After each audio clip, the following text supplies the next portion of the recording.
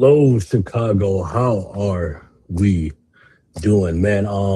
I think Let's go. yeah, you feel me? I was about to say, man, look, I'm excited. I'm excited. I am excited. For one, I mean, there's so much to be excited about. We got the number 4 pick. We finna get into all that. But most excitedly, man, just excited to be here with my guy, Drew Stevens. Me and Drew, I ain't gonna lie to y'all, we already were talking for like 30 minutes before it went live. And I was trying to like be like, hey, man, let's stop talking so we can keep some of that energy for the show. But like, there's so much energy on this power now. I feel like we're gonna have enough material all day. And I'm just super excited, man. Like Drew is one of the best dudes in the game, and I'm not trying to, lay it on thick here, Drew, but you know how I feel, man. I'm just super excited to have you. One of the most authentic guys in the game, some of the best work in the game. And as my OG Peppers was just telling him before we went live, like Drew don't throw no softballs either, So it's just somebody that we can rely on as a fan base to just give us just quality work, and it's from the soul. So yeah, man. Well, enough of that. Enough of that, Drew. We happy to have you on, man. How you feeling today? Man, I'm doing all right, man. I'm better now that I'm with you guys, man. I appreciate you guys having me. I appreciate the kind words, man. I think all three of us go back. I was really late getting onto the Twitter train. I didn't get on until like maybe during the pandemic. So to have started there and to have a different relationship with each one of you guys, man. Me and Pep used to chop it up here and there. Me and Gilts used to chop it up. Mike was like one of the first people who started retweeting or commenting on things that I would post or things that I would say. So I owe a lot to all three of you guys, man. So to be here with you guys is a pleasure, man. Yeah, it's dope. Absolutely. Yeah, it's super intertwined. Like we'll get into it later, because we're gonna ask some questions here. But yeah, we'll definitely get into it. Mike, how you feeling today, man? Good, man. I would just want to, I want to step on y'all, but yeah, just want to say, appreciate Drew for hopping on, man. And yeah, it's crazy how like time works, man, because me and Drew both, I feel like kind of just been grinding forever, writing, blogging, running our mouth about the Bulls, kind of yelling into the void when no one was listening.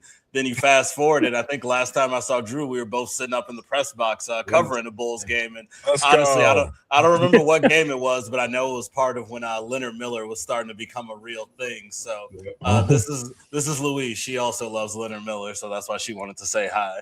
But yeah, man, appreciate you popping on, Drew. As you can see today, I am the president of positivity.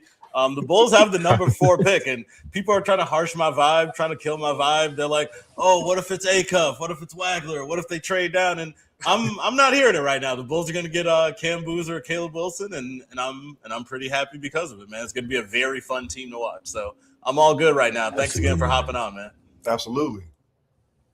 What up, Pep? How you feeling? How you feeling, OG? Man, I'm so excited.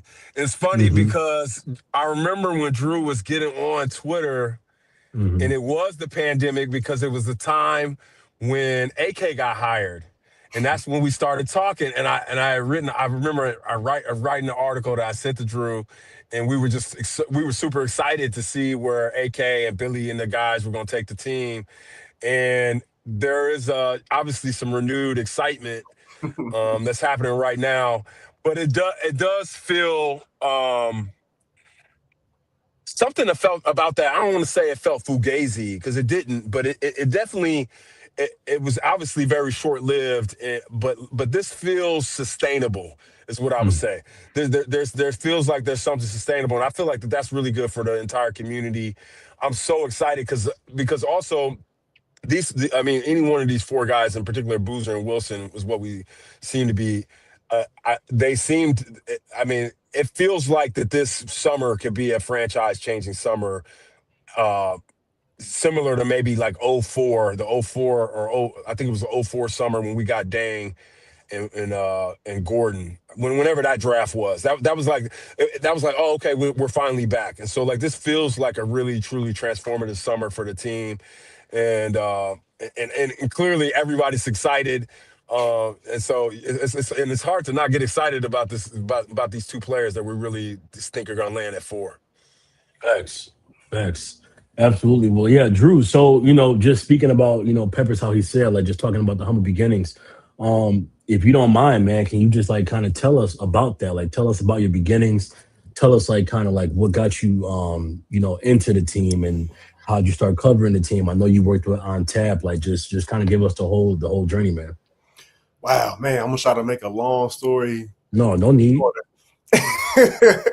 So, no, man, I grew up a Bulls fan, born and raised in Chicago. I was Yes, fortunate sir. enough to come up right when Mike and Pip and everybody were hitting their stride, and I got to see those teams, reel off those 6 championships, and went off to college, got a degree in journalism from Southern Illinois University in Carbondale, had a couple of internships, decided to go a different route into personal training and then physical therapy. The Nice. pandemic hits. Oh Lord. The Last Dance comes out, and I pick up my pen again. I just like, Hey, man, I feel an urge to write and to create. I got some free time now that I wouldn't ordinarily have. Let me just put pen to paper and get out some of these thoughts.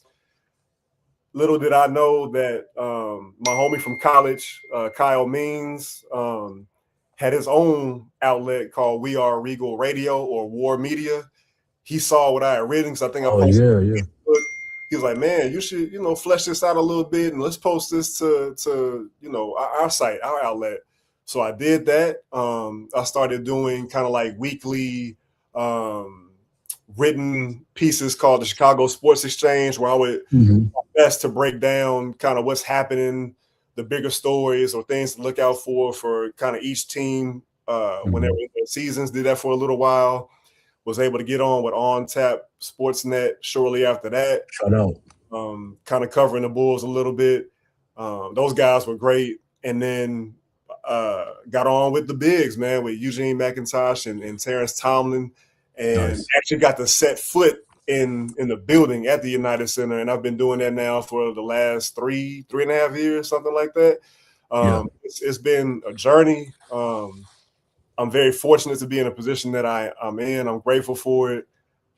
I can't, begin to tell you how wild like life is. It takes all different types of twists and turns, and you never really know where you're going to be. I never would have thought that I would find myself back in a journalism space after having Really. switched careers. So to be doing this now, while also working a full-time gig in healthcare is it can get Nice. crazy.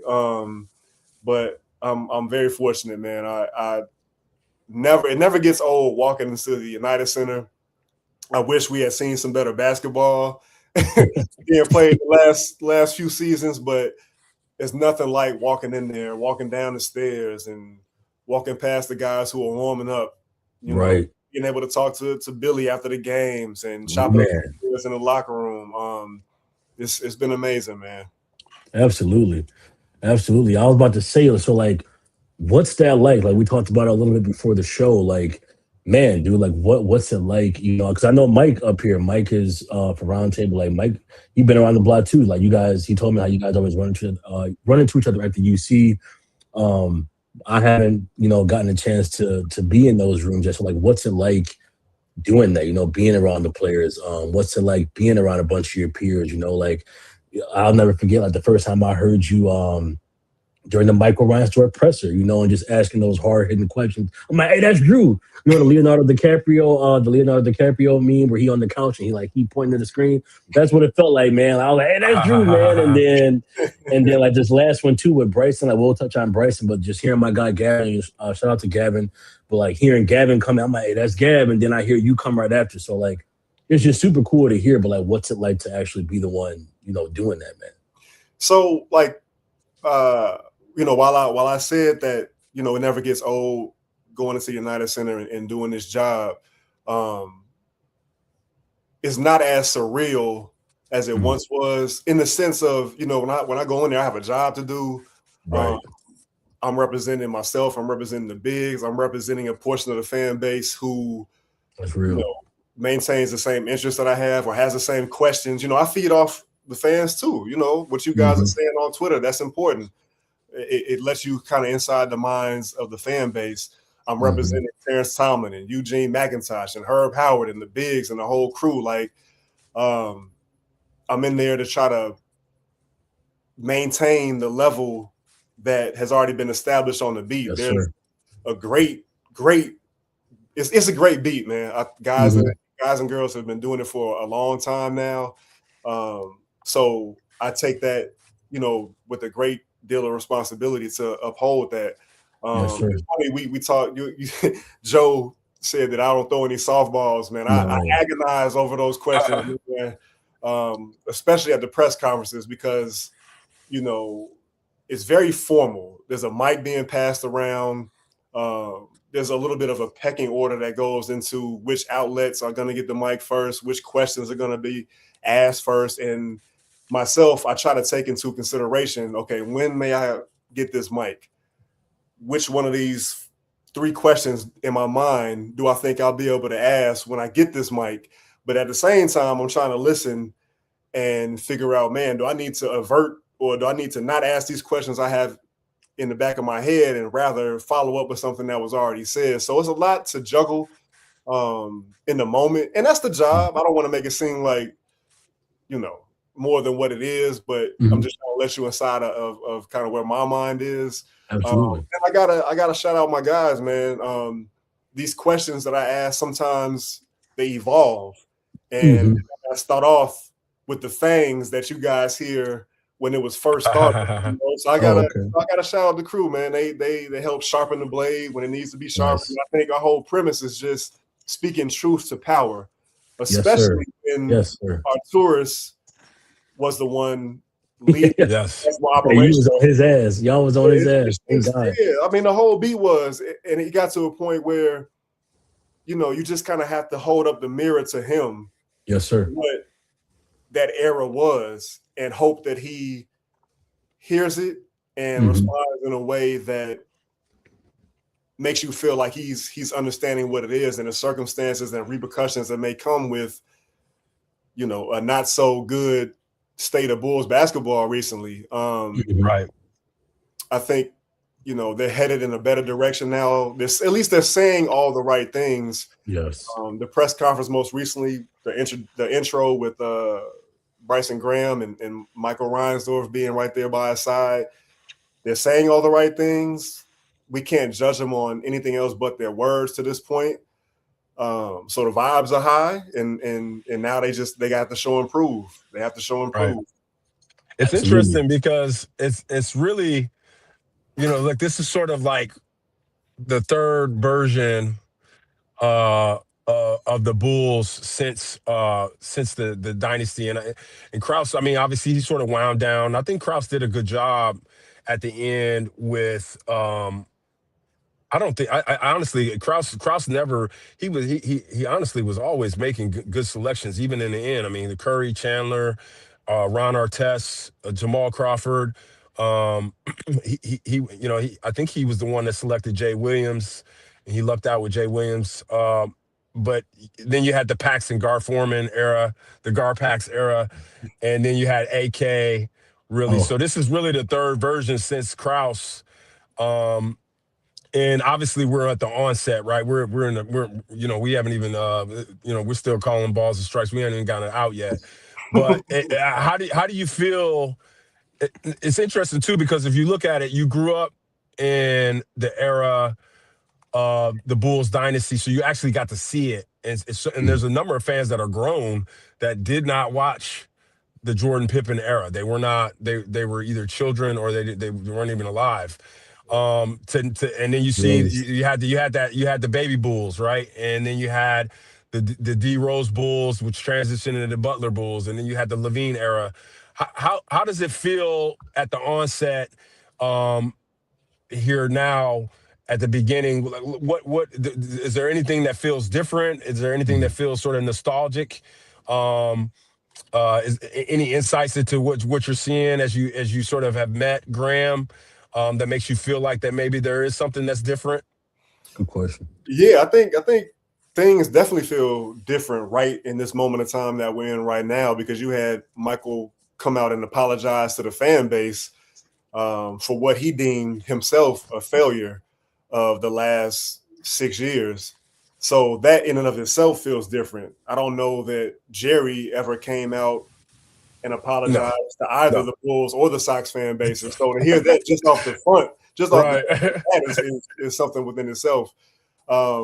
I think the fact that Michael has come out and officially declared that his purse strings are open and whatever Bryson wants to do, he's got the money to do it. That's something that I don't think we've heard from him since he's been the man in charge. Now, again, it remains to be seen if that's really true, if that's really going to hold true or not. I think the fact that he came out and said that some of the other people that he interviewed had questioned what resources would be available once they took the job. It's a great question. So I think that is like, you know, I know a lot of throughout that whole press conference, he was trying to make it clear that the Bulls always spend. He doesn't know where people are getting the idea from that they don't support their front office. Well, I mean, the guys that you interview, you're saying that they had questions about that. So it's not just coming out in there, and it's not just the media taking something and running with it. So now that you've made this declaration that you're going to provide Bryson with whatever funds he needs to go after the top players, or more importantly, maybe to flesh out his front office so that he has people in place that can support him in the right way and make it so that he's not the smartest person in the room, that he has other people beside him who he feels confident in, who he can confide in, who he trusts to give him opinions about what decisions need to be made. Like, okay, that sounds great. Now let's see. Now let's see. Right. Do you think that there's any professional sports team pressure happening with I actually think that George McCaskey has been a little bit more there was a little bit of a pivot, I think, in the way he was sort of addressing things. I think that the Ricketts, obviously, they were from Chicago, so there was this little, like, you know, Theo Epstein came in, it's like, this isn't the way you run modern sports. Do you think that there's any pressure from maybe some of the success that the Hawks have had, or the Cubs have had, or even the recent success that we're seeing the Bears have had, that makes Michael want to be better? That's a great question, Joe. I think maybe to a certain extent, particularly with the Bears and how they're on the upswing now.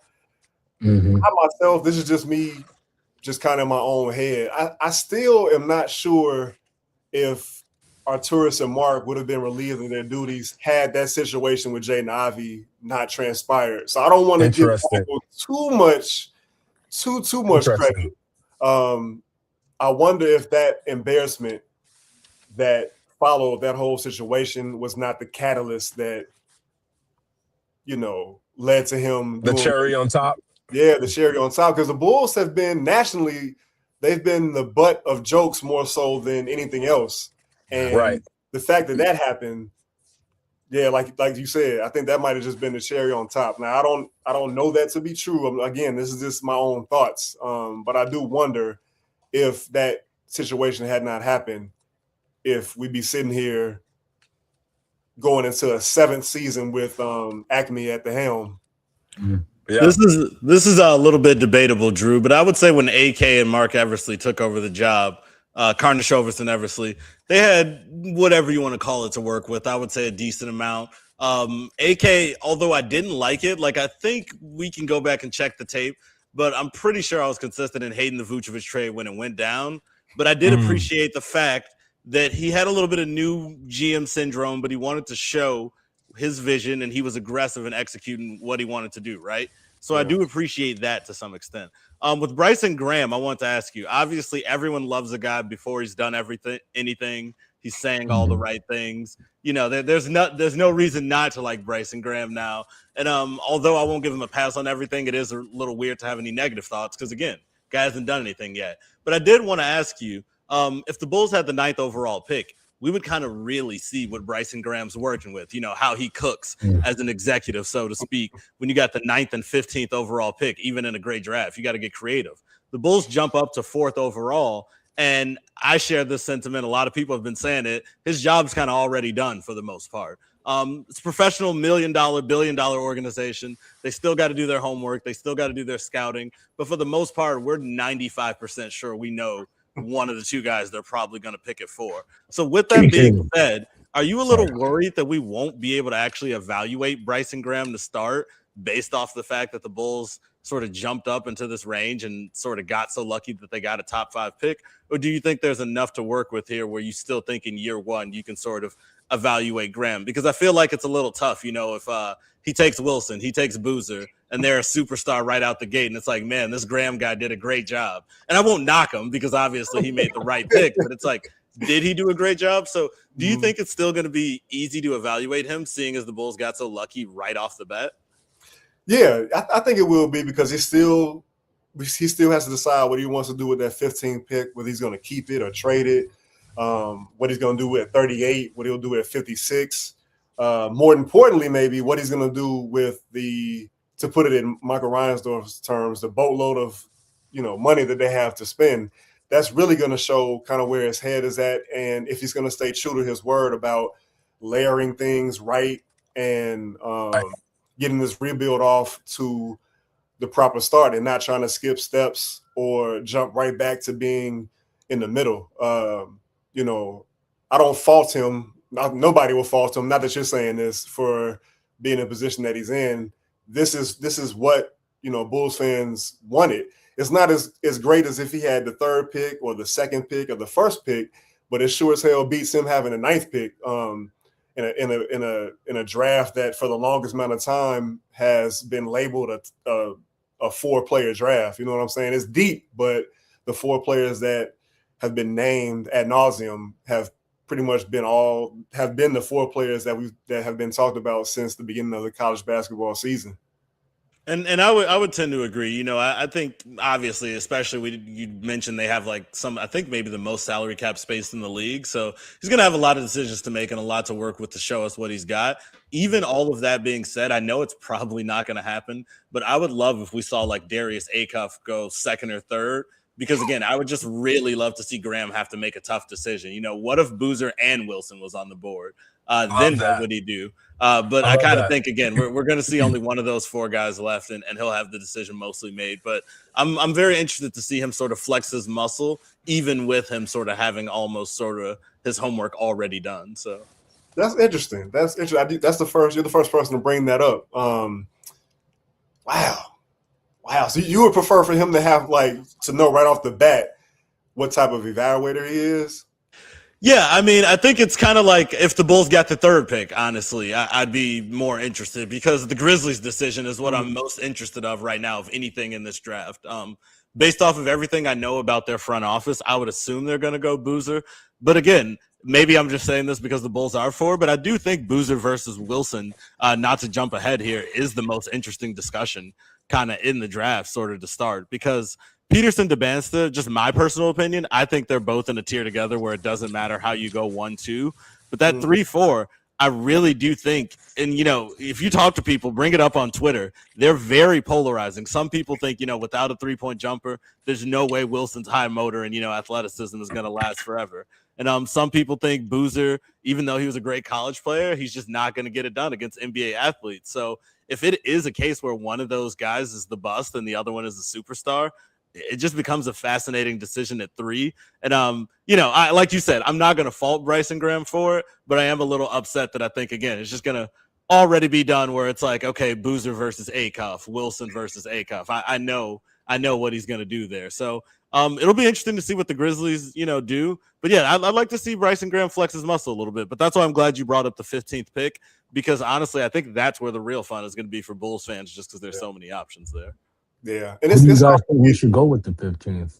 I'm sorry, Drew. Go ahead. No, I was going to say it's already getting kind of funky. 2 days after the draft lottery, where I'm seeing, a couple of mocks that have the Bulls taking Acuff, or chatter about the possibility of the Jazz trying to make a trade for DeBonsa. So it's some, we still got a little ways to go, but I don't know how much of this is like smoke and mirrors, or if people are really having these type of discussions or debates. It's going to be interesting, even though, popular opinion holds that these 4 players are going to be the top 4. Absolutely. Oh, shit. I do think that you were muted. Sorry. You got running back. I do think that it's a really interesting position that these guys are in, because I don't think that 15 is an easy pick necessarily, because I mean, if you were in the Discord today, I mean, everybody's got an opinion on who we should pick at 15. So I think to Michael's question, and Michael and Guilty and I have sort of talked about this a little bit, there probably are some early indicators or some leading indicators of whether or not Bryson is good at his job this summer. Is there anything that sort of stands out to you as like, okay, like we'll know by summer league or by the end of summer league if he really has the chops? So like, for instance, a couple of things we talked about: who he selects. Does he choose, a Patrick Williams out of the blue at number 4, right? Does he choose a Patrick Williams, a shocker, at 15? Does he waste the salary cap money this summer? So to me, there are some ways that he could fail this summer. Is there anything that sort of stands out to you at ways that he could sort of cement himself as like, okay, this guy definitely is what he says he is? Well, for sure, just the talent evaluation and who he ends up picking up with these picks that he has in the draft. I don't think, unless he goes like totally left field with that 4th pick, we won't really have a good idea of how good these guys are until, summer league, first year in the league, what type of opportunities getting on the court. So I think it's going to take some time, again, unless he goes like totally left field with that 4th overall pick. It's going to take some time to really figure out where his head is, or if he's staying true to his word. I think that if he trades out of that 15 pick, it will also tell, how aggressive he is in getting talent. He's made a point every time he's spoken to the media to say that, the Bulls are kind of lacking in the talent department, and that they need changes in that. They need a star. They need somebody that can lift them out of the rebuilding state that they're in. Obviously, it's going to take some time. They have this 4th overall pick, and you're hoping that whoever they do choose can be that guy, or at least be the guy to get them to the next guy, so to speak. So it's going to take some time to figure out who Bryson Graham is, again, unless he just like goes left field. Yeah. Do you feel like, are there any picks that you think are left field picks for the 4th and 15th? So because we have, like, again, these 4 guys who we feel like have been the 4 guys for forever, I think anybody outside of that would be left field. I know that Darius Acuff has a lot of fans. Eugene McIntosh is one of them. I saw him tweet a little while ago. He put up his stats, and he talked about how he's a franchise point guard. Acuff is exciting because of his scoring ability and the way that he can play make. I think I read something the other day that him, Cassius Winston, and Denzel Valentine are the only 3 players in the last 23 years who owned the 3-point frequency and accuracy that they did, while also contributing to 32% of their team's assisted field goals. So he had like a I love that stat. He had a wildly productive year at Arkansas. He is like a very polished guard. Obviously, there's tons of questions about his defense. I myself have questions about his defense and how his scoring ability can translate to the next level.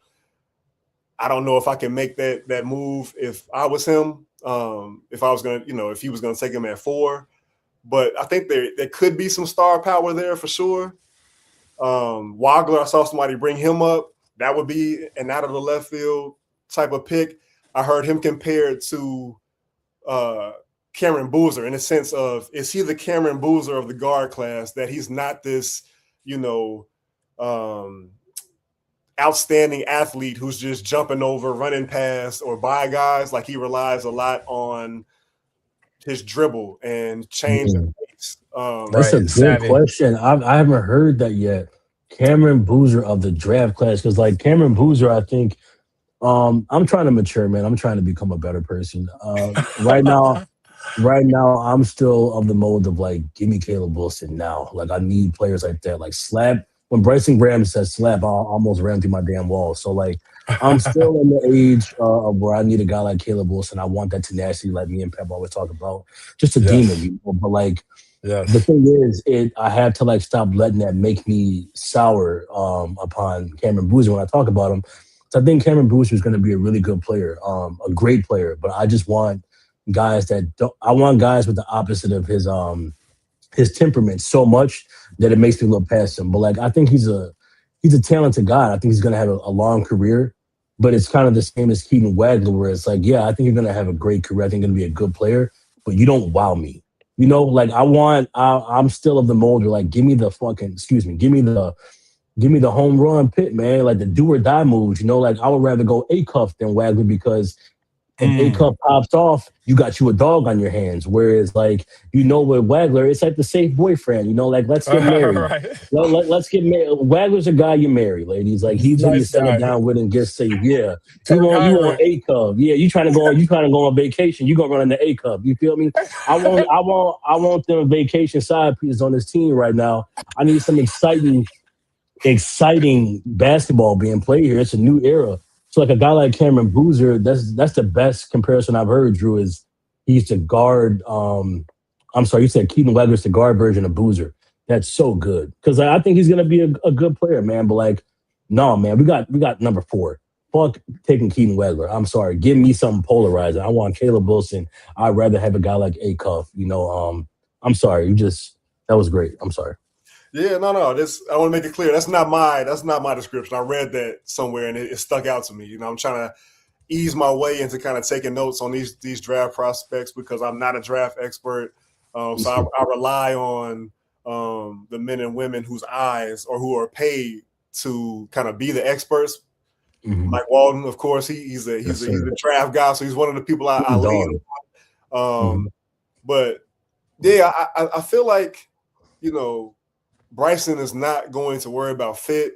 I don't think he's necessarily going to worry about, well, Caleb or Cam can push Modest to the 3. I don't think he's looking at it even with Modest in mind. I think he may be shooting Mhm. for upside with uh, these 2 picks that he has in the first round, even the one he may have or the one that he does have at 38, starting off the second round. Like it's just about talent, talent, talent, talent. Get talent Mhm. in the door. Because even if maybe they're not long for Chicago, particularly the 15th or the 38th pick, maybe there's a future where you can find value in them and flipping them later on. I don't know. Maybe I'm looking too far ahead, but the way that he talked about the Bulls and them needing an influx in talent, that just makes me think that that's what's going to be his primary goal going into June's draft. There's sort of this interesting thing that I think can happen if you were, let's just say you get Wilson, um, which I think is most probable, and then let's just say you get Carr at Carr's my hey, that's my mid round crush at 15. So if you got Carr and Wilson and then Buzelis and then you've got Giddy, um, I, I'm like Shy Slam Jamma. I'm like think Stacey King's just gonna lose his mind, right? And so when you think about who they're gonna get and then the players that they have, particularly the 2 cornerstone pieces that I play, like I think of Buzelis and Giddy as like C+ players, B- players. They're starters. They're not all stars. They're not stars. They're not superstars. They are legitimate starters. But Giddy, leveraging Giddy's skill set certainly seems to be um, easier to do if you have some high flying athletes Yeah. like a Wilson and a Carr, or even like a Steinbach or somebody like that, or a Sinak Jr. Are there? So when you think about who we have now, do you think that he's sort of like, I want to make sure that they fit around these guys? I know you said that they didn't, but it doesn't not make sense to do that if you're tracking like it makes some sense to at least sort of see what you have with Giddy and Buzelis and Miller and Dillingham and Jones and Smith and all of that. Do you think that there's anything to that and sort of trying to leverage Giddey's strengths, or you think it's just sort of a blank canvas altogether? I think it's closer to a blank canvas than it is to him, thinking about fit and how certain guys are going to play with others. I think that may just be kind of like icing on the cake, so to speak. I think he really is just looking at, man, who are the best guys I can get in the door so that we can start to raise our talent level to match other teams around the league. And again, start to just, in his words, layer this thing the right way. Right. Right. And you've heard the sort of the rumors of like, oh, we should trade. Look, I don't think we should take any shortcuts at all. It doesn't sound like Graham that would track with what he's sort of shared with you all. Is that accurate? Yeah, no, that's accurate. He like I said, he speaks a good game. Him and Mike. They seem to be all about slow playing this. Right.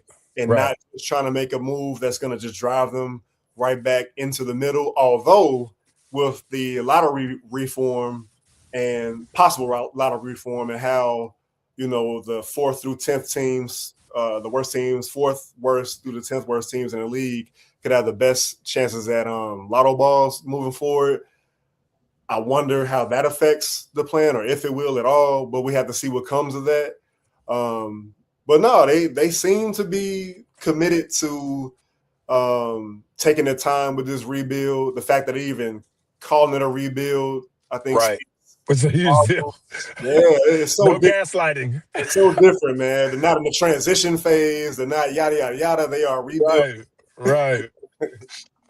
I think the coolest part too, Drew, like what we talked about before the show went off, before we went live, it's just, like Peppers alluded to, and we talked about it last week, it just seems like we have one of us in the building, and that can go a number of ways. Just he's a man of the people. Like I think you can see it in him that it feels like we have somebody in the building who's just a fan of the sport and of the team like we are, and that's so refreshing. I feel like again, as I've gotten older, I've come to realize that at the end of the day, it is a business. So it's kind of naive of me to say like, oh, I wish the Reinsdorfs cared more about basketball than they do. Like, Jerry is notorious for not caring about the Bulls or the Sox, and when you watch shows like Shark Tank, you start to realize like, man, like a dude like Mark Cuban is rare.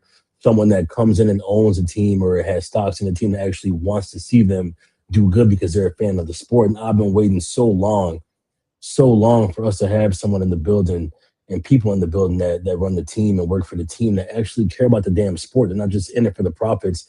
They're fans. And with Bryson, I feel like we have us a fan. Like the man said he almost fainted. I saw some tweet that talked about like, is that really a Bulls executive and a media scrum? Like right after, like he's just one of the boys. And it's just so refreshing. So that's why I think that, it's optimistic, but I don't know, man. You get that feeling from him that like he does care a lot. You know what I mean? I think he is gonna work his ass off to make really good moves. And he made the comment like we talked about before he went live. Like he said, I almost came to this presser on my Concord 11 zone. I don't know if you were in the 11s. You built like that. So I think, I don't know, man. I'm looking forward to his next moves for sure. I think he's gonna do some good stuff here. Yeah, and that's part of why, again, I really wish, we probably won't see it, but I wish we got to see if he had to choose between Wilson and Boozer, what would truly be his choice. Because, I mean, after the fact, he's not going to be able to say because he'll have chosen the kid. So he's not going to say, oh, yeah, I really wish I could have got Boozer. But I wish we could know. I think on my personal big board, I have Boozer 3, Wilson 4. You could really go any other way. I flipped it a ton. Something that interests me about both of them is they get to the free throw line a ton. I think Boozer was getting to the free throw line on like 53% of his baskets. I know Wilson was getting there like 61% of his baskets. Interesting thing is Boozer was shooting 78% on free throws, Wilson shooting 71% on free throws. So everything indicates that Boozer probably will be an NBA floor spacer one day, whereas Wilson's going to have a lot to work on in that department. But getting to the free throw line on 61% of your attempts, I mean, Wilson was just a monster in the paint. And again, when his official measurements came in, he's not like Boozer's going to be at least like 240, I think. Wilson was kind of a skinny kid. for how tenacious he was inside the paint. So there's a lot of hope for him long term. Even though we probably won't get to see Graham choose between Wilson and Boozer, I did just want to address VDog 1988.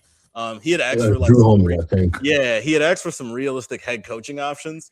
It's the same as front office. It's really tough to say until we hear the Bulls kind of throw out some names because you could go anywhere.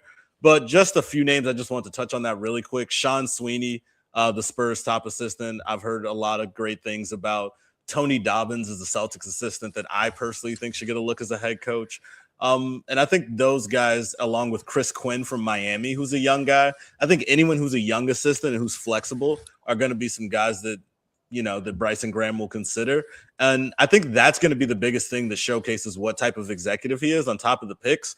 Once the Bulls hire a head coach, we're really going to know what type of program they're building, because Billy Donovan notoriously didn't want to do a rebuild when he came to Chicago, part of why he left OKC. So it will be interesting to see what type of head coach he chooses, and that'll be the next thing that I'm looking for sure. Yo, Drew, what do you think about because I think it was last week when we were around with Jamal. Shout out to Jamal from Bulls Central, guys. If you're watching this show right now and you don't know who Bulls Central is, you have to. But if you don't, go on YouTube, type in Bulls Central, man, or go on Twitter and type in Bulls Central. It's just one of the coolest dudes in the community. I don't know if you saw his reaction, Drew, at the lottery, where he let off that primal scream, man. Man, dude. Yeah, that was awesome. Like, because you feel that emotion. I felt the same, man. I felt the same. But on that episode we had with him, I talked about that. What I loved hearing from Bryson was just again how he said towards the end, he said, "You guys might want to kill me, for the people I want to bring in here," because he wants to go his own route. So he said, "I might bring in a coach that you guys haven't heard of, or that you guys might want to kill me for initially, but like kind of trust the process." And that right there, again, it just got me excited. It just got me excited just seeing that he got a young, innovative mind, if you will. So I wonder what that means for him. Like, Mike's been hitting on Tony Dobbins, but like, do you think there's a chance that a guy like Hurley from UConn would come here and coach this team? Because you talk about slap. I mean, that dude headbutted the damn ref. Like, Hurley is slap embodied.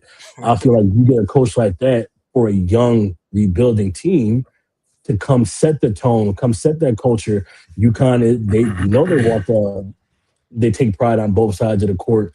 And I feel like, man, like everybody, all eyes are on the Bulls right now. I know we couldn't entice them before with AK here and just the situation, but I feel like it's a whole new franchise now. I feel like we're being viewed in a whole new light.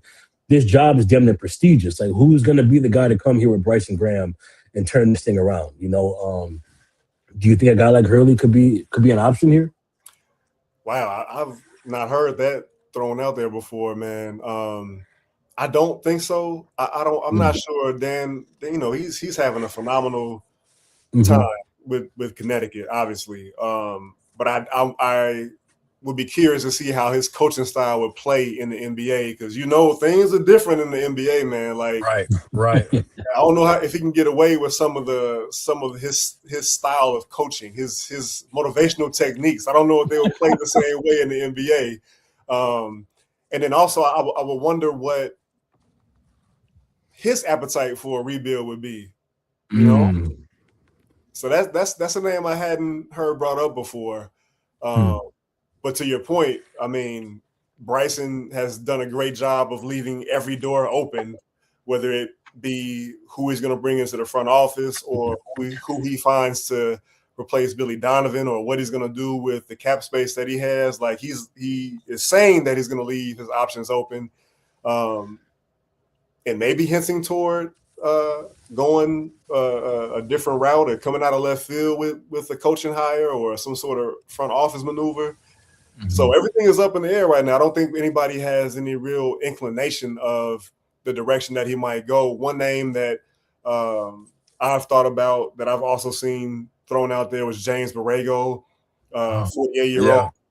Only because there's some connection there. They crossed paths twice in New Orleans. Borrego, I believe, tilts more to the offensive side of the ball, but he was credited with overhauling the Pelicans' offense and defense once he took over from Willie Green this season. So that's just a name.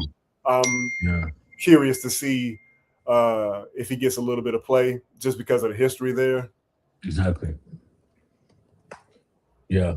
Oh shit! Give me one second. I was actually wondering. We were talking about this in the Discord earlier today, and it'd be interesting to get your thoughts maybe on the current roster. If there's any sort of, I know we said that everyone is. I don't want to say expendable, but no one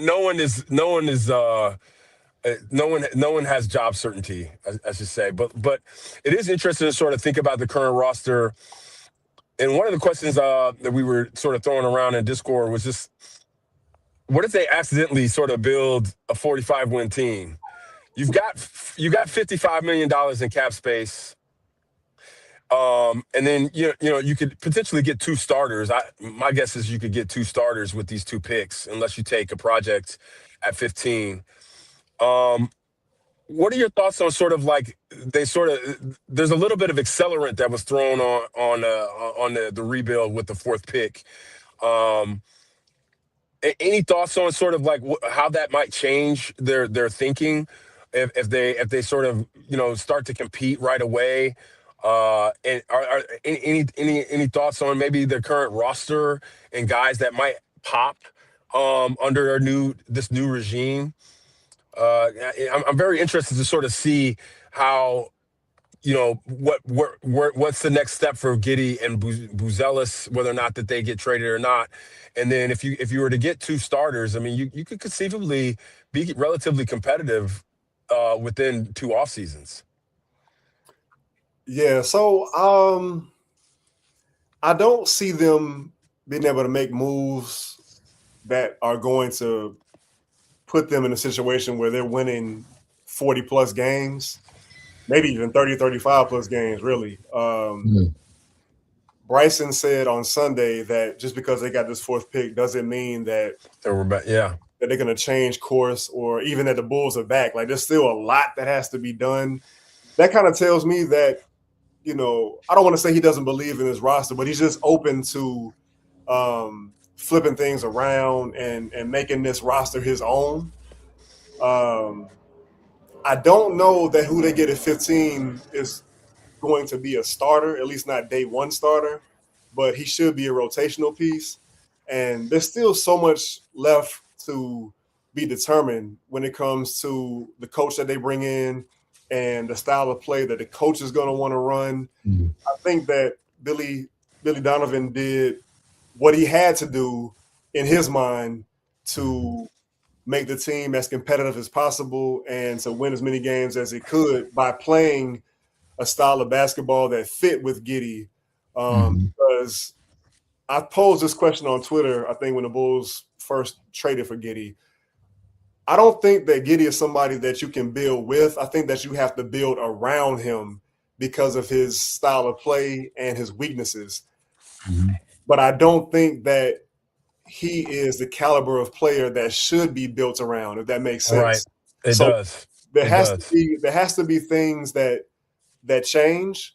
I also think that because they were playing this high up-tempo style of play where they were trying to stay out of the half court as much as possible, trying to make sure they weren't playing against set defenses, I think that makes players maybe look better than they actually are. I'm not, I don't want to speak ill of anybody, but, when you're playing run and gun and you can attack the rim and you can, try to get paint touches and spray out for threes, like things look a little bit different than if you were forced to play in the half court or you had playoff style. Yep. Yeah, if you had a playoff style. So a lot still has to be figured out with how they're going to play, how they want to play. Do they want to maintain that same style, or do they want to give Miles Buzelis or Caleb Wilson or Cameron Boozer more usage, more run right.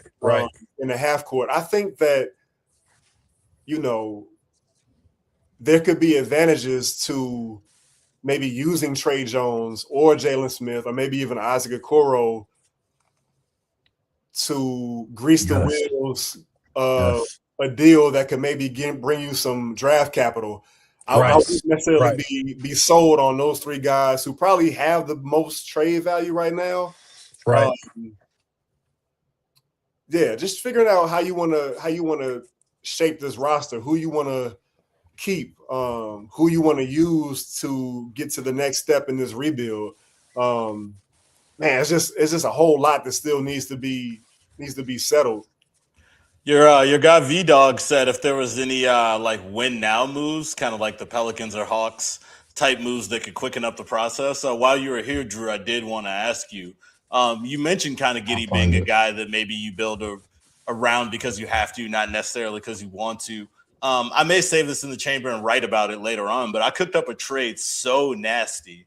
I had to get your opinion on it. It was just gross. Josh Giddey and Isaac Okoro, and you attach a 2027 top 10 protected pick. So you send it off if it falls outside of the top 10, keep it if it's in the top 10 for John Morant. I think with the 3-2-1 lottery rules, it's one of those moves where it's like, it's the Vucevic trade. It's like, all right, what's the point of this? But with the rules changing, is that the type of move where the Bulls are picking up a much better player than Josh Giddey and maybe taking on a little bit of a risk? You're attaching Isaac Okoro's contract. You know, people talk to me sometimes, like Giddey is very polarizing, so I want to judge sort of where you think where we stand here. Like, is using Giddey to take back John Morant, who at that point is considered bad money, I would assume. Is that a worthwhile gamble, or at that point something like that, is that getting too crazy for you and you would just hold on to Giddey? How many years so Josh has 3 years left on his deal? Right, he has 3, and Ja has 2 at about 43 million. Yep. And say that one more time. So I'm trading. I'm getting. You're doing Giddey, Okoro, and a 2027 pick. I said top 10 protected just to add a little fun to it, but you're doing a 2027 pick with Giddey and Isaac Okoro for John Morant, with the idea that the Grizzlies are just washing their hands of Ja. They want to start fresh, think Giddey's at least something to throw next to Cedric Howard, and they have enough length and defensive infrastructure to kind of make up for him. And then the Bulls are like, hey, we're starting fresh. No more Giddey. Now you got John Morant, Matas Buzelis, and theoretically Caleb Wilson and the 15th pick. You know, regardless of how you feel about John Morant, on paper, that's a pretty interesting core. So, yeah, I'm just curious, like, is that a move where same old stuff, same old Bulls, like AK, that's jumping too far, or is that the type of calculated risk that you'd like to see? So just to be clear, the Bulls would not be getting a draft pick in this deal. Nah, they're just getting John Morant solo dolo, and the price is you're only giving up Josh Giddey, a pick, and Isaac Okoro. Nah, I don't think I could ride with that. I think if you're going to use Giddey in a deal or Isaac Okoro, I think you could get something a little more valuable than that. I'm trying to accumulate picks, you know. Right. I don't want to just take on money, even if it's a year shorter. It's still Ja's making double the amount of what? He's making about 43 million. Yeah, nah. Yeah, that's pretty much the reason you're attaching Okoro. Yeah, can't do it. Nah, I don't think I can go that route. I think what's interesting about Michael's question though is, one, I actually think Giddey has value with a couple contenders: Toronto, Houston, Orlando. I think that some of those teams actually need a ball handling point guard that can facilitate some offense. I know you said his usage is high, but I do think that there are teams that could use Giddey to help them. But also, absorbing John Morant's contract actually, I actually would think that you would take a pick by absorbing John Morant's contract as opposed to giving up one. But both things are actually really interesting. Is there any inside baseball on? I mean, there's a ton of stuff on Twitter about Giddey being on the move or that he might be on the move. And is John Morant or a player like John Morant a type of deal that you would want to absorb? So they're a little bit separate, but the question still remains for both. Yeah, no, I think that Bryson should be interested in certain deals, particularly when he's getting draft picks in return, not giving them up. I think if you're trading for Ja Morant and not giving up, if you're trading for Ja Morant and giving up a draft pick but not getting one in return, I think that kind of kills the deal for me. Giddey, I think it's that trap, I think, that AK fell into with the best players that the Bulls had. I think Giddey is more valuable to the Bulls than he is to any other team that he could be on. Again, just because of his play style, his limitations. Now, I will say he played better the second half of his first season with the Bulls and the first half of his second season than I thought he would. His spot up three looked much better. Mm-hmm. Defense to me is still a question mark. The hustle plays are still a question mark. Mm-hmm. I know that he's somebody who's going to experiment with his passes, but the turnovers are a question mark for me. Not necessarily the number, but just maybe the audacity of some of his passes. Yeah. That's a good word for it. I know that a lot of people kind of did these mea culpas when it came to Josh Giddey. And while I don't fault them for that, my mea culpa wouldn't come unless he showed me something in the playoffs, because that's where the questions are. Nobody ever said that Josh Giddey would come to Chicago and not put up numbers in the regular season. Nobody ever said he was going to be a triple-double demon with the Bulls. Good point. Nobody ever said that he couldn't be a fringe all-star with the Bulls in the Eastern Conference. Like, he answered some questions for me, but he still has not answered the biggest question for me. And with 3 years left on his contract and the Bulls still on the ground floor of this rebuild, I don't know if he ever will be able to answer that big question for me. I think, there could be fits elsewhere, but I just don't know the value or his value around the league in terms of what other teams would be willing to give up to bring a Josh Giddey in. And that's why I'm kind of glad we're having this discussion, because, I mean, just looking in the comments, obviously, anytime you pose a big trade discussion with a superstar, it's going to kind of get people riled up. But why would, Joe Peppers touched on it himself, but someone said, how we are Bears. Why would Memphis be getting any picks? Memphis should be paying the Bulls to take that terrible contract and bad defense, referring to Ja Morant. Ron said Ja Morant is no value and a roster dump. So this is kind of why I wanted to talk these things out, and I have so much fun with this stuff, man. Because it's like, so let's back up a little bit to Josh Giddey. Josh Giddey, restricted free agency. I was like, man, the Bulls are going to play this pretty dumb. One of the few things AK did not play wrong. I think he did this pretty well. I said he's going to do the Patrick Williams, sign Giddey to a big deal right out the gate. They didn't. They played it slow. I said the Brooklyn Nets really need a point guard. They're going to probably offer Josh Giddey a huge deal just to sort of see how the Bulls react, because you're Brooklyn, you're rebuilding anyway. Why couldn't you use Josh Giddey, a big playmaker, to sort of flesh things out? Brooklyn didn't call. No team called. And again, I got nothing against Josh Giddey. I think he's great. I'm just, again, what happened? No team called about Josh Giddey. No one. So it was like, interesting. We can have our feelings about how the league feels about guys. The league tells you how they feel about guys. Exactly. And Josh Giddey didn't get any offers, so Arturas Karnisovas was able to very easily play hardball. A guy who wasn't a great negotiator, kind of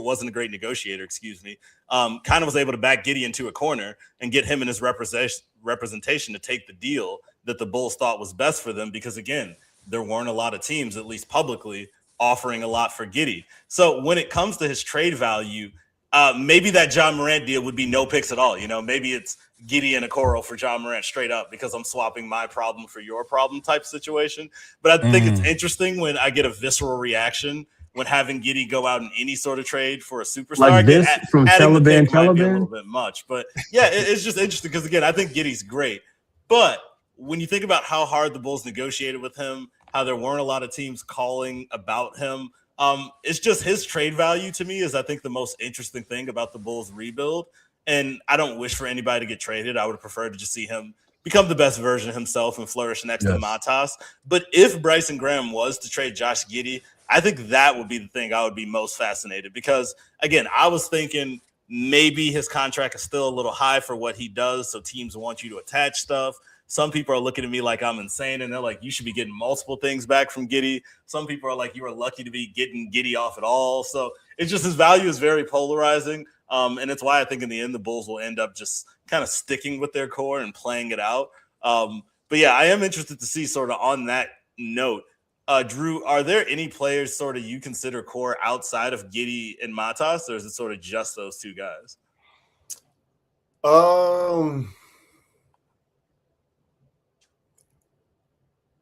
Not necessarily. Really? If I'm gonna throw wait, let me add to that. I think so. You said outside of Giddey and Matas. Yeah, because those are the two obvious. Like you ask who are the core guys, everyone says Giddey and Matas, and I get some very strong answers about guys outside of that. So I'll put Noah in there. I'll put Leonard Miller in there. We don't know what Noah really is yet, but I think you have to, at this point right now, everything we know in this moment, they have to be a part of, what you would call their core. But again, that doesn't mean that they'll be here necessarily in a year or 2 or 3. I think this thing is very fluid. Things change at the drop of a hat, as we just saw the Bulls moving up from 9 to 4. Things change in the league, man. Right. Players become available that you didn't think would become available. Certain players don't get the contracts that they thought they would get, so maybe that leads to them taking a smaller deal or a shorter. You know what I'm saying? Like things change in the league. So I don't think Bulls fans should necessarily get attached to somebody on this roster right now outside of who Bryson picks up at 4. Did you see Really? that? I know it's Twitter and it's aggregating, but I think it was Brett Siegel. I saw it in passing on the Discord, or somebody shared it, trying to rile everybody up, and there was a report saying Josh Giddey should be worried about his future over the next several weeks. Was that? It wasn't from Siegel, was it? It was from some. Yeah, it was Siegel. Somebody Siegel? was using Siegel. Somebody. Yeah, it was along those lines. Did I get sent held, or is that something that's real? So I trust Siegel's reporting. I have not heard that. The closest I heard to that was just that there's not a star on this roster and nobody is untradeable. That's the closest I've heard to that. Okay. So I can't necessarily vouch for Siegel's reporting, but he did report that. And I haven't heard anything. I was just gonna say, I think a lot of people, not Siegel, but I just want to say, I think a lot of people are reacting pretty viscerally to the whole slap thing. While a lot of people are having fun with it, I have seen a ton of, you look at slap. Clearly, Josh Giddey is being traded next week, which I'm not sure. You could just surround him with guys that slap. Yeah. But I think a lot of people are reading into that and Giddey's not athletic. He's not that type of guy. So clearly he's out of here, which I don't think is necessarily the case. But again, you never know. So we'll see. Yeah. It's not like Josh doesn't have any of those characteristics in that acronym. It does have size. He does have length. He's physical. He can be a physical. He's a rebounder at times. He can get downhill. So let me ask you this: it's from an inside baseball perspective, maybe transition from Giddey a little bit. What about Modest? From all accounts, from everything we're reading, Modest is dogged in his pursuit of greatness and wants to be excellent. I'm really interested in. I appreciate that Modest wants to be great. I also can appreciate the fact that he just might be limited. Which is fine. As long as he can be a starter, I'm fine with Modest being around. But what are your thoughts on Modest? And then also, you've been around Gay. You've seen him. Obviously, there's reports that he's gotten taller. Is there any truth to that? And then sort of subsequently after those two, do you like any of these new kids that they brought in? Dillingham, does Dillingham show any promise? Does he got a mentality that we don't know about? Is there something about him that maybe pops or, clicks in his head and he understands how to play, with some with a little bit higher IQ? Does Miller have another level? Is he going to be sort of like a Jalen Smith type, or does he have another level that he can get to?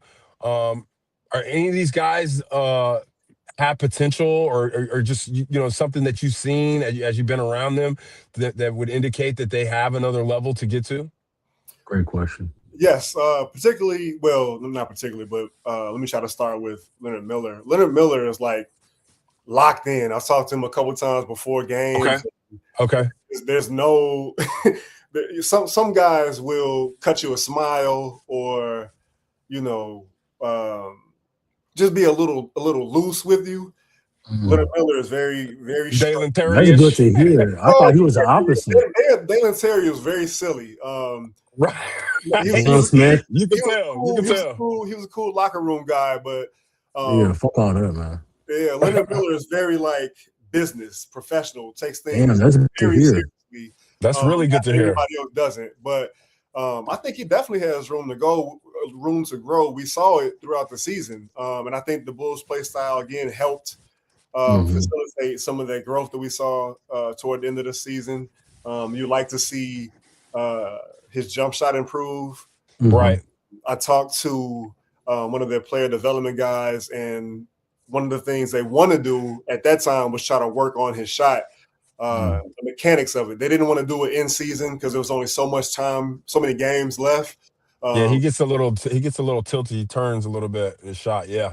Yeah, it's like he jumps and then like he doesn't release the ball until he's like starting to come down. Right. It's different. It's different. But they said they want to try to address that in the offseason. So I definitely think there's room to grow there. Rob Dillingham, I want to see what that shot looks like now that he's gotten those cysts removed. I think he needs. Oh, what is that? I didn't know about that. What is that? Yeah, late in the season, it came out on a road trip that he had 2 cysts in his wrist, in his right hand. Oh, interesting. Yeah, that maybe or maybe not were affecting his shot. Now, only he would know how much is affecting his shot, because it just seemed like to me he wasn't getting lift on it. Like it almost seemed like the 3-point line was just way too far out for him. Yeah. So I like to see what difference that surgery makes with him going into next season. But he's another guy that needs space and opportunity to learn and to develop and to figure out what is and isn't a good play, and how deep he can get into the paint and still be able to finish, or how deep he get into the paint and be able to kick it out to guys. So we saw him break guys down off the dribble. That's never really been an issue for him. But it's the decision making after that point that needs to improve. I've gotten older, I've gone less and less away from the smaller guards. I'm a Penny Hardaway fan through and through. If I have an affinity for tall guards, which is kind of strange given my take on Josh Giddey, right? But I mean, one is an uber athletic. One is the uber athletic. Yeah, one is the uber athletic. Honestly, unicorn, and one is slow mo. True. Some other shit, yeah. But no, if he's going to be in a Bulls uniform, he needs to be able to play. Yeah. And then with Modest, man, like you said, Modest believes he can be a great player. He puts in the work ethic to be a great player. But I think sometimes he's harmed by his team first attitude to a point where interesting. In a sense where I would like to. You mean he's deferential? You mean he's too deferential? Deferential and just I want to do whatever I need to do to help the team win. Whereas I think he would be served to be a little bit more selfish. Go for his. I like that. More. I like that. Especially offensively. Like we want to see you grow into, the type of player who can be trusted with the ball in their hands late in games. Right. I like to see him grow with his ball handling and obviously his strength and his playmaking a little bit. It's going to take some time. Do you see him as a 3 or a 4? I think based off of what I've seen so far, especially this last season, I think I like him better as a 3. Yeah. Particularly offensively. I think he has some advantages that he can work with. Right. He definitely has to get his handle tighter and he has to get stronger. He wasn't quite Patrick Williams where if Pat had to dribble more than 2 times, you felt like he was definitely going to turn the ball over. But there were definitely Poor times Patrick. where Modest would start to get a little bit too much into his bag, and the ball would be going the other direction. So he's got some areas that he can work on, obviously, and he knows that too. And he's working to get better. He was at the Advocate Center working out prior to the intro press conference with Bryson Graham, getting in some work in the weight room, shirtless, walking around. So he knows what he needs to do. That's never going to be an issue for him because he has that type of mentality where he's going to push himself to get the most out of himself that he can get. I think that he obviously improved during his sophomore season, continued to show more flashes, but I don't really see that, or I haven't seen that star turn yet where he's consistently a second option or 1A kind I would of. say like where he's getting his baskets outside of transition or outside of playing off closeouts. Like I want to see him be able to do more, I guess maybe in isolation. That Right. if he were able to take a leap in that category, Right. that would let me know, 100%. yeah, that would let me know, okay, we might be working with something a little bit different here. He seems to be limited there. His ability to play in space, in an ISO game, in the mid range. I mean, we talk about it on Discord a lot, especially during the games. It's a three or he's going to the cup, and he just doesn't have the in between. Yeah, we saw him start to do a little bit more in the in between game once he had that conversation with Billy Donovan late in the season, and Billy told him, "Hey, I'm gonna start to pull back a little bit, and I want to see you make better use of your skills. Okay. Don't play with the ball too much. Get guys off balance and take that step back if you have it. Create space for yourself. Don't just rely on turnaround jumpers in the mid range. Like we want to see you take better shots if you're going to take them in that area. So if I see him take a step forward in that regard, that would maybe change my opinion. But as it stands, right now, I don't see like a legitimate star turn for Modest. It's only 2 years in though, man. Like 3 years is usually where you kind of know what a player is going to be. There are some outliers. Shout out to Kobe White. Yeah. But yeah, that's kind of where I am with Modest right now. So I guess that leaves you got. I'm interested to know what you think about Jalen Smith and Dillingham. Do you think that the Bulls should try to move them, or do you think that they're valuable as veterans going forward? And then also, and you can take this anywhere you want to. Does Patrick got anything left? Is the story written in the book of life for Patrick? I think Dillingham, he's not doing any harm on the roster right now. He's got a year or two left on his contract, so you want to see him get more minutes and see what he can do. See if he can grow off of the playing time he got last season. Jalen Smith, I think you might find the Bulls in a position that they were in with Ayo and Kobe last year, where you got a guy who's now on an expiring contract, whose value around the league may not be in February what it was, last season, if that makes sense. No, yeah, it does. Mm-hmm. I think Jalen, he had a great season. He was like a advanced stat darling last year. But there's just like so many tweener forwards on this roster, man. Right. And I think Jalen could be a sweetener in the deal where you might be able to get, again, like some draft capital. He can get you value in other ways. You did ask me about Noah Singh. I can't vouch for the 7-foot claims now. I have to keep you guys posted on that. I'm eager to see what he can do. He did have some really good games in the G League with the Windy City Bulls, where you saw that athleticism and you saw just that pace that he can play with, and the finishing and the foul drawing that kind of got drafted where he was drafted. I don't know how soon it's going to translate to the NBA. There were times where I saw him before games working out with player development staff, and his level of aggression just didn't seem to be there for me for whatever reason. Oh Lord, Asenge? Yeah. Oh shit. This is just a couple times where I saw him before. Okay. I don't want to plant a flag on that because I think I was being optimistic. I always say like, man, you can just tell he a little French. He got that French cockiness. He just unbothered. But it could be the same shit. I used to say the same thing about P. Will. I'm like, man, you can tell P. Will gonna be cold. He just don't give a damn about nothing. And P. Will said, you're right. I don't give a damn about being cold either. So I hope it's not the same with Noah, man. He strikes me as a guy that like, I don't know, it's something about him, but it's just something. He has that quiet confidence to me. But granted, that's me watching from the crib.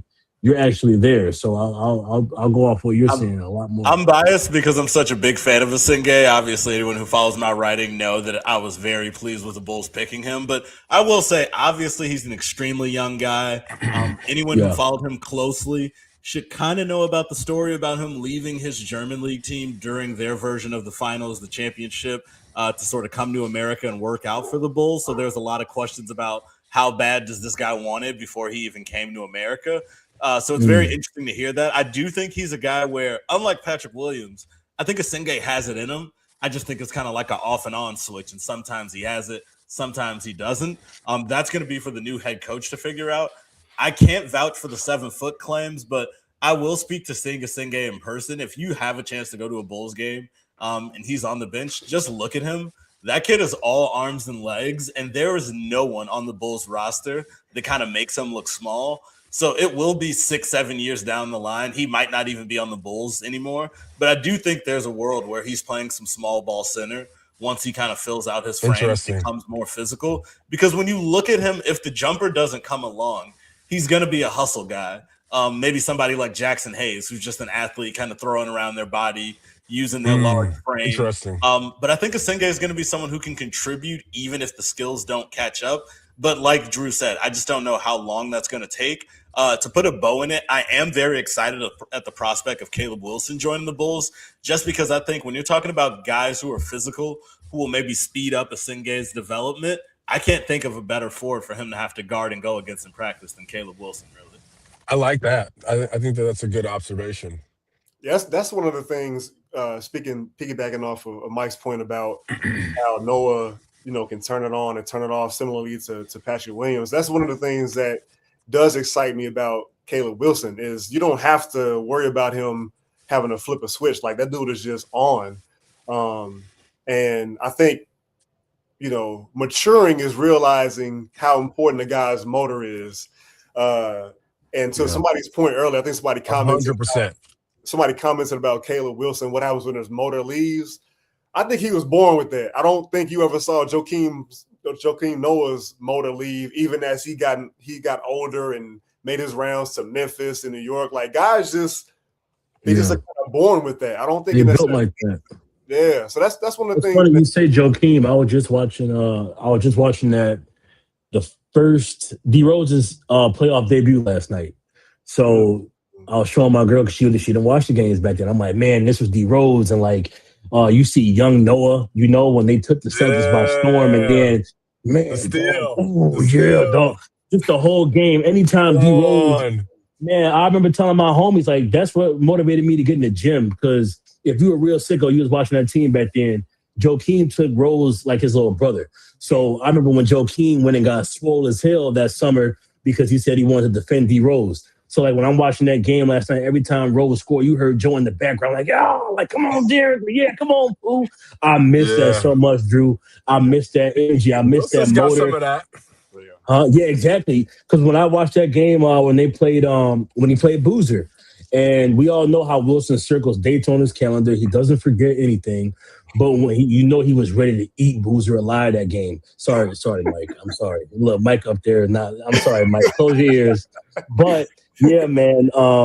That game, every time like Wilson got off to a slow start offensively, but his teammates when they made defensive plays, Wilson was right behind them like Joakim, hyping them boys up. Like I'm watching a dude get hyped for his teammates' defensive plays. That's what you call an anchor. An energy raiser. Like that's what I want to see, man. That. Somebody coming on this team like Joakim Noah, and you don't see them getting hyped because you hit a three. they hype because their teammates are playing defense or diving on the ground for a loose ball or drawing a charge. You need that energy, man. So when you It seemed to I me. got Go ahead, I'm my sorry. bad. No, it's just I feel like I'm damn near an NPC because when you say certain trigger words for me, you say words like motor, I get hype. You say stuff like slap. Don't let Bryson Graham hit this, man. He gonna send my ass off. But seriously, like when you say stuff like motor and tenacity and just veracity, man, like those are the buzzwords I had for this team, and I really just hope we fill the whole roster with that energy, man. It seemed to me, it's a great point, and obviously we've talked about it a lot. It seems to me that Modest's mentality was a little bit more serious. Serious might be the wrong word. He wanted a little bit more smoke than I think that maybe some of the old guys. You talking about Dalen Terry's and the Julian Phillips, like Modest. I mean, he might not be able to back it up, but he wanted a little bit more of that smoke. Oh yeah. Is there anybody on the team that you think like, man, like, okay, like, because I'm sort of surprised to hear you say that about Insigne, but like I'm not good because we talked about on an earlier show, Krause. He knew how to draft playmakers. He knew how to acquire impactful players. Paxson knew how to acquire fighters. Paxson was a fighter. Yeah. Remember the Vinny Del Negro tie snatch. But Thibodeau had sort of a type, particularly with some of those like Mighty Mouse. Remember the Nate Robinson types. But with AK loved these stoic or even passive guys, and I mean that was very consistent with his player acquisition. But Modest was an outlier. Is there anybody else on there that just like, man, like I hope they do keep this guy because he like Trey Jones, like when he gets a rebound at 6'1", I'm like, I don't know if I want to lose Trey Jones. I don't know if I might want Trey Jones to stick around. Is there anybody else on the squad that you've been around? This is good for you, Michael or Drew. Where you're like, man, I think that this guy might have something in his heart that we want to keep around as we build this thing out. Mike, I'll let you take that first. Yeah, I mean, that one's it's one of the tougher questions because it's pretty much the only one I wrestle with every day because I don't think the Bulls should be attached to anyone. They need to be starting clean. But Trey Jones is the name I kind of come back to over and over again. And it's just because I think every team in the league can clearly use a Trey Jones. And I'm like, they should trade him. You can get value for him. But then the more you hear the guy talk, the more you see him interact with the coaching staff, with the young guys on the team, it's like every team in the league needs a Trey Jones. And that's precisely why the Bulls should probably never let Trey Jones leave the organization. I wrestle every day. Wasn't trying to. I think he's the only guy where it's tough because I'm like, man, those guard minutes, they really should be going to Dillingham to see what you have there. Although personally, I don't really think Dillingham is going to be a guy long-term that's going to maybe be an impact starter or anything. And then the more I think about it, I just keep landing on, I think Trey Jones is a guy where I don't care if he's with the Bulls until he's 37. He knows his game. You know, he's not a three-point shooter, but he can occasionally make one and take one in a big moment. The thing I love about him is everyone I think loves an old school point guard who knows how to get guys the ball in their spots. Trey Jones knows where everyone on the team sort of where they get comfortable, you know, where they can shoot from. And he knows that despite a team that pretty much had a revolving door of players all season long. Whereas Josh Giddey, you know, not comparing the two, but Josh Giddey kind of struggled with that. You know, maybe it was injuries, but there was a point where clearly post All-Star break, Giddey was kind of struggling as a playmaker because he's like, man, he openly was admitting there's a lot of new guys. I don't really get where these guys kind of want the ball. You know, Anthony Simons, I'm trying to learn how he kind of works. Whereas Trey Jones, it seems like 5 games in, it just clicks for him. He kind of knows where everything works. So I think Trey Jones is kind of a clear future head coach in the making if he wants to go that route. And he's just a guy where I want to keep him in the organization as long as he wants to stay in the organization at this point. I just think he's that much of a positive. Yeah, no, I agree with that. If there was somebody who, you know, a name that would come to mind to answer your question, Joe, it would be Trey Jones. But even in that, like I wouldn't be beholden to any of these guys, really, man. Again, like the Bulls are so far away. That's why I think that it's so good or so significant that they got this 4th pick because next drafts, and Mike can speak to this probably better than I can, or definitely can. His next 2 drafts they're not going to be or not supposed to be as good as this one or the one before it. Things can change. We don't know how lottery reform is going to affect things with the NIL things going on. Something coming up in college basketball now, the 5 for 5 or something, where guys can stay for a 5th year. I heard talked about today. I got to look into that some more, but I don't. It was so big for them to get this pick, and I know that people have their opinions on Caleb Wilson and Cameron Boozer, but at the end of the day, if you're getting one of those 2 guys, I think Bulls fans should be happy because for so long, the power forward position has had to be played by Alex Caruso or Green or oh my gosh, Jr. The Bulls are already like in a much different place, or should be in a much different place going into the next season. Absolutely. And I just want to add, Drew said one of those 2 guys, if for some reason at 1 or 2, one of those teams get frisky and AJ DeBanster or Darren Peterson makes it to 4 somehow, at that point, I think the Bulls, like, I wouldn't blame Bryson Graham for making a Vucevic-style trade. Like, if you get Peterson or DeBanster, I legitimately don't care. At that point, go all in. Go get your Walker Kessler. Go get your Mitchell Robinson. Because the Eastern Conference, I'll watch my language because there are certainly a ton of words I want to use, but the Eastern Conference is not good. Not good. So if you get Darren Peterson or AJ DeBonster, who I think are legitimate all-NBA caliber guys one day, I think if the Bulls somehow get those guys to slip to 4, it's another Matas Buzelis situation. You just thank your lucky stars, make the pick, and then you get aggressive this offseason. But assuming you get Wilson or Boozer, I don't think you need to go too fast. I think you look at your roster. Priority number 1, I would re-sign Leonard Miller to a long-term deal. I might even overpay him just to keep him sort of interesting. And then after that, I would maybe see if there's a couple guys you think need to fill the roster, maybe get some shooters. But I wouldn't get too crazy just because you have the money. I would sort of save it, wait for things, sort of see how it plays out. But the Bulls, man, if they get Peterson or DeBanster, I really think you're cooking. But I just wanted to bring that up because I do see a lot of people thinking that Peterson, because of the injury stuff, could slip a little bit. And if that happens on draft night, the Bulls would be extremely lucky. Yes. As things flush out, are you guys, where y'all at on this 15th pick? Cam Carr. Yeah, you know, does he make it to 15? I mean, it's just so interesting because you got Morez Johnson, I think, is climbing. I think that I think Lindenborg could slip. And to me, I think it's going to be fascinating to watch Lindenborg go to like OKC or someplace, and then like they'll be like, "Oh my God, he's like Jalen Williams," or he's like, he goes to Charlotte and plays the 4 and takes Bridges' spot.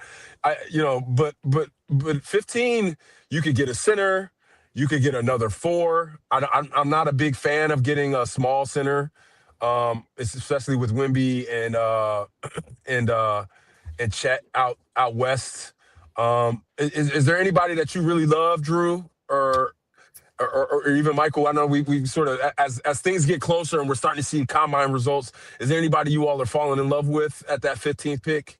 I do just want to throw out really quickly because I don't think we've talked about him maybe at all, and we've talked obviously draft a lot. A guy I'm really starting to like, Karim Lopez, a Mexican prospect. He's playing in the Australian League right now.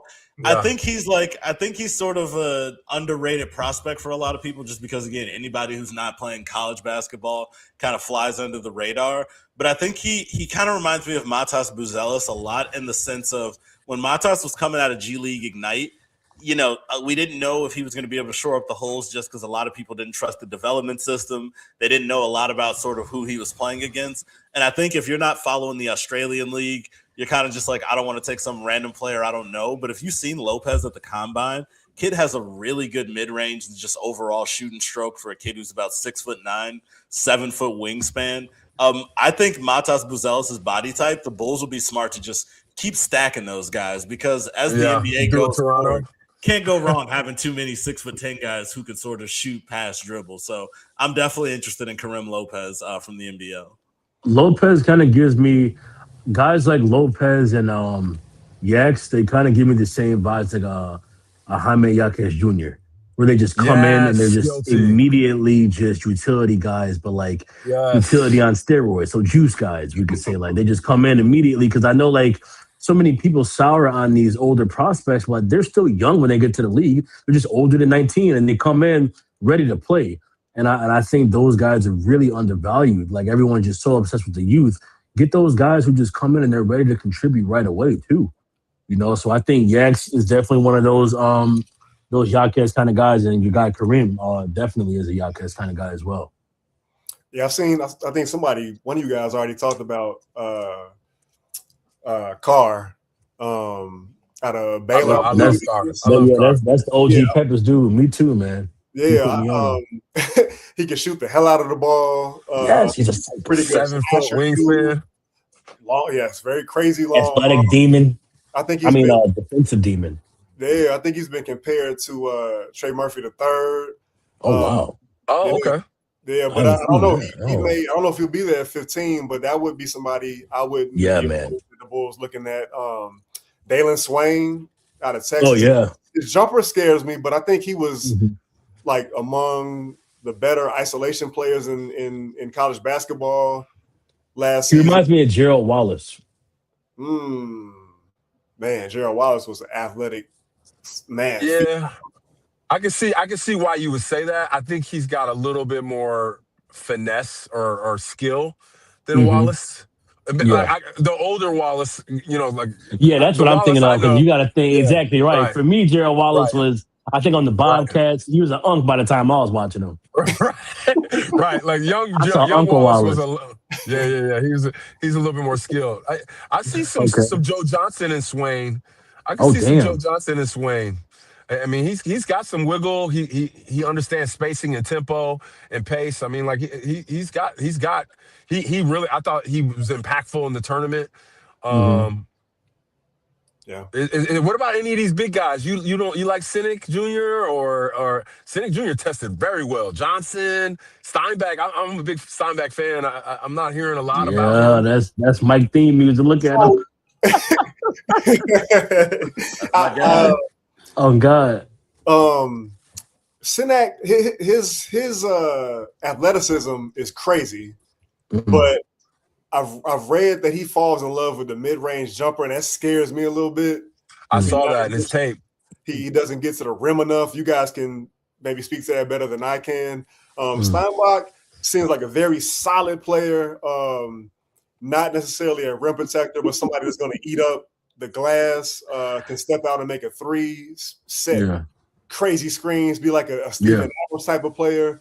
But will he really be the best available at 15? Like, I think the Bulls should just keep shooting for upside. Right.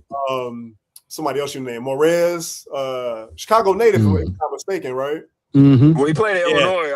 I didn't know he was from. He played at St. Rita High School, and then he transferred to Thornton out in Harvey. There you go. Snap. Yeah, I didn't know he went to Thornton. Damn. Yeah, went to St. Rita first. Yeah. Oh shit! Okay. Another guy that I'm not sure is that the best possible player at 15. Right. Exactly. I think there's some unearthed potential with Johnson, man. So hey, what up, Todd? I saw how he shot at the combine. I think he was like in the 60% on threes. Again, it's no defense. You're just shooting your shot. But to see him be able to shoot it like that was nice. It was good to see. I got a buddy, you guys might know him, Lero, Coach Lero. He said. Oh yeah, Lero, my big brother, man. Shout out to Lero. Yeah, he said that Morez can shoot, and did more so. I think a little bit more of that in high school than he did in college. So maybe there is something there, like Mike said. I just wonder if those three guys are really going to be the best available at 15. And I just want to mention real quick, you said upside, which again, especially with that 15th pick where you're playing with house money after you presumably get a great guy at 4, you really thinking upside? Ron U23. Oh, that's Ron. Been making some great comments tonight, but he said stay far away from Nate Mint. I just want to touch on that because Mint was one of my favorite prospects. Obviously had a terrible season for what we expected.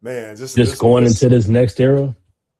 Man, forget the next era. This was awesome, man. Hey. Chopping it up with you guys. I can't wait till we do this again for real, man. Yeah, for Oh, real. absolutely.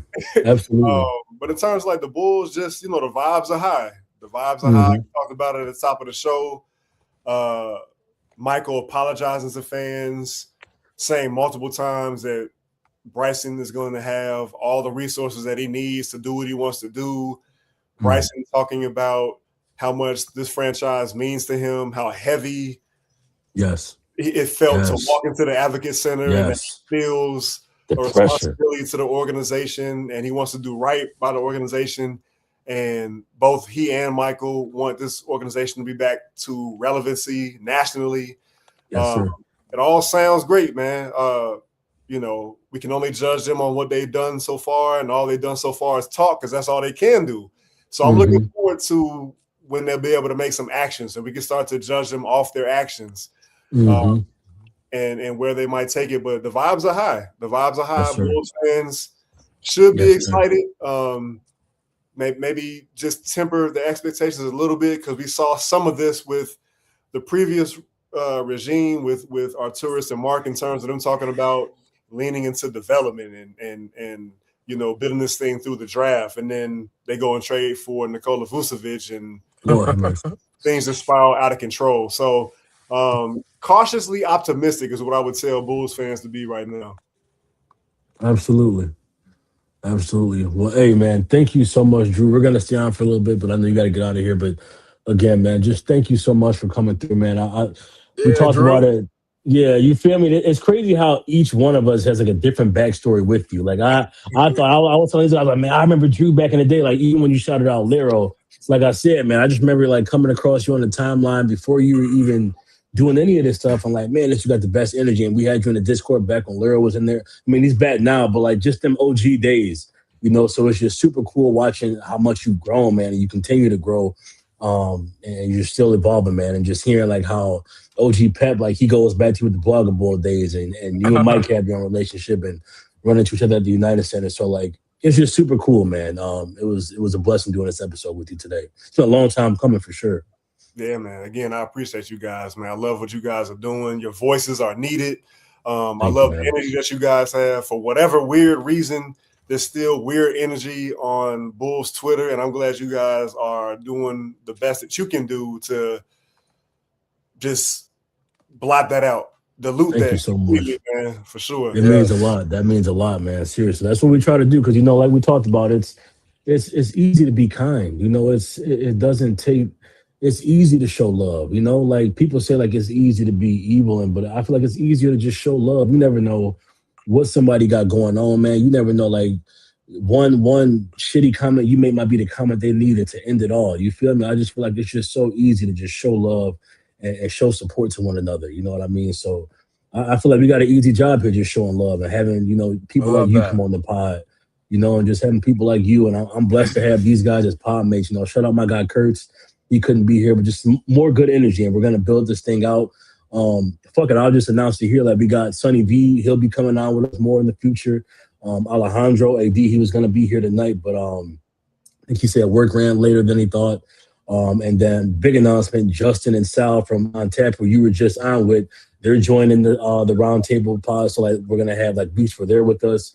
So we're just trying to, just bring that good energy to the space. So it really means a lot that you acknowledge it and you appreciate it, man, because it's the goal, just to have a good time, people. That's all. Just have a good time and show love, man. So we appreciate you. Absolutely, man. Absolutely. Yes, sir. Well, yeah, we definitely gonna have to run this back, Drew. Definitely. Looking forward to it. Just tell anytime, man. Just let me know time and place. Yes, sir. All right, that's what's up. Much, man. Thanks for hopping on, Drew. Appreciate y'all, man. Y'all be good. Yes, sir. Drew. Much love, Drew. Hey, peace be to you. Same with y'all, brother. Same with y'all. Much love, man. Boys, how we feeling, man? That was great. Yeah, Drew the man. If y'all on here, I mean, I think Drew retweeted. I was about to say, lose you? Make sure you go follow. Oh, you can't hear me? You can't hear me? I still got you. Can you hear me, Pep? Oh, fuck. I lost Pep for a sec. Pep, can you hear us? Oh, yeah, I think he... You can see him, right? I think we lost Pep. Yeah. You can see me though, right? Yeah. All good. But yeah, it was always good to chop it up with Drew, man. Yeah, it was Bryson Graham. Like I said, everybody until he does something. I won't do the whole all fun and games because I think everything's gonna work out pretty well for him. But yeah, man, Bryson Graham. I got pretty good feelings about what he's gonna do. I will say it is so sweet to start that job jumping up with the top 4 pick. Dude. It's just like having your homework done for you just feels pretty nice. I gotta imagine if you're him. Yeah. Oh, there. What up, Pat? What up? Welcome back. Back. What up? We were just saying, man, it was a super good episode having him on, but Mike was saying, like, truly that Bryson Graham walked into one hell of a job. I mean, Bryson Graham said enough. He said as much himself. He said, like, dude, like, are you kidding me? I'm elated. I can't believe, like, as soon as I get here, and they give me the number 4 pick, so, like, dude got some good luck. And something I like about him saying that, obviously we know if you jump up in the draft, you're lucky, and Bryson Graham acknowledged as such.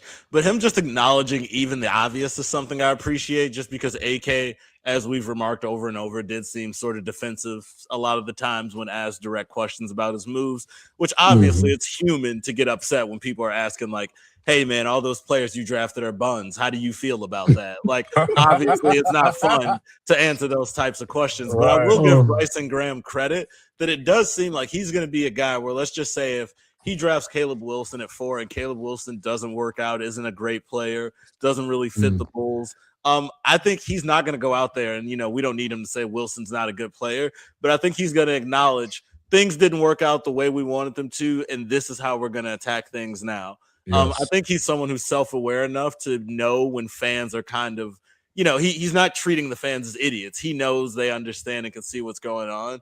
And I think he's going to be able to communicate his vision in a way where the fans aren't pissed every time Bryson Graham is having a press conference. It's not like, oh, no, here comes another Bryson Graham presser. I think people will be excited. Will be looking forward to him because similar to Billy Donovan, who people didn't love, I think he's just a very clear communicator where even if you don't agree with what Bryson Graham's trying to do, I think you're going to be able to, at the very least, understand what he's trying to do, which is very important. Speaking of Billy Donovan's got terrible NBA luck.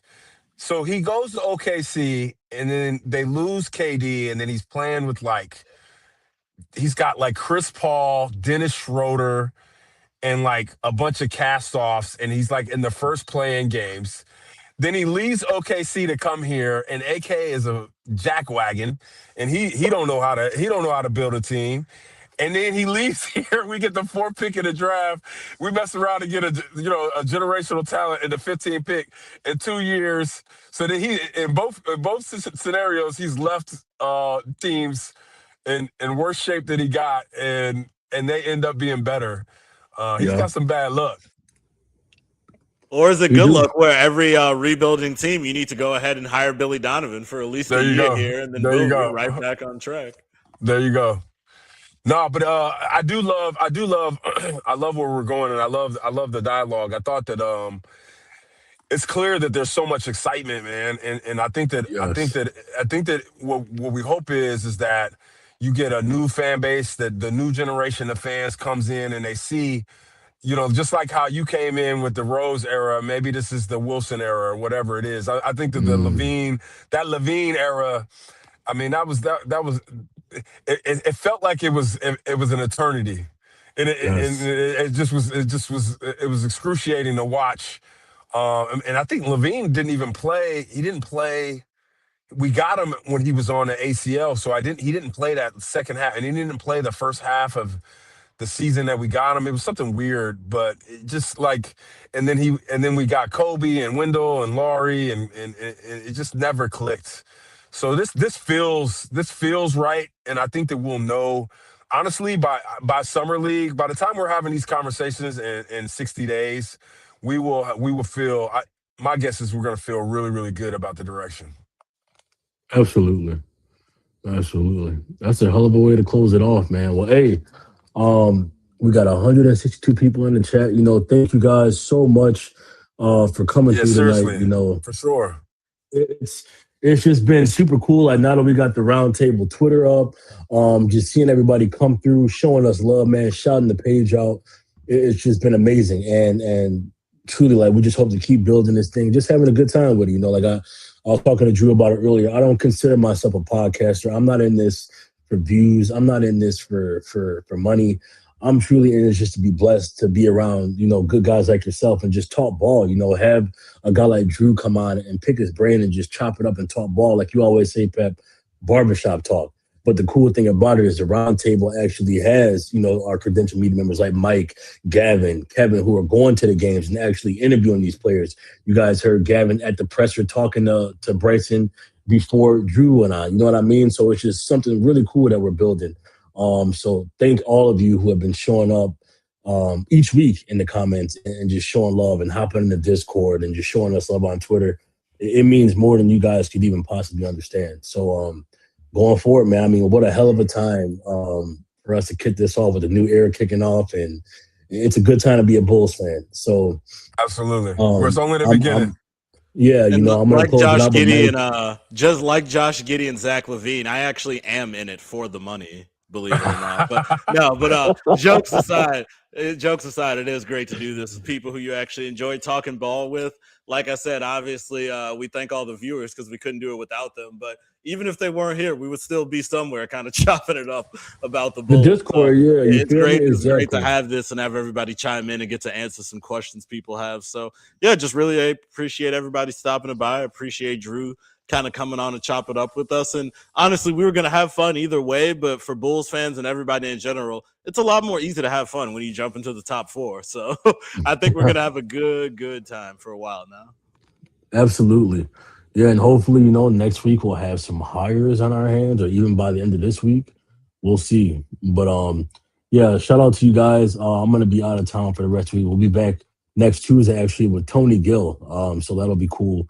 And then that'll be nice, man. And we'll see who we have on the pod. Because like I said, we got some new members. Shout out to Alejandro, local Bulls fan. We got like I said, Justin and Sal from On Tap. They'll be hopping on with us.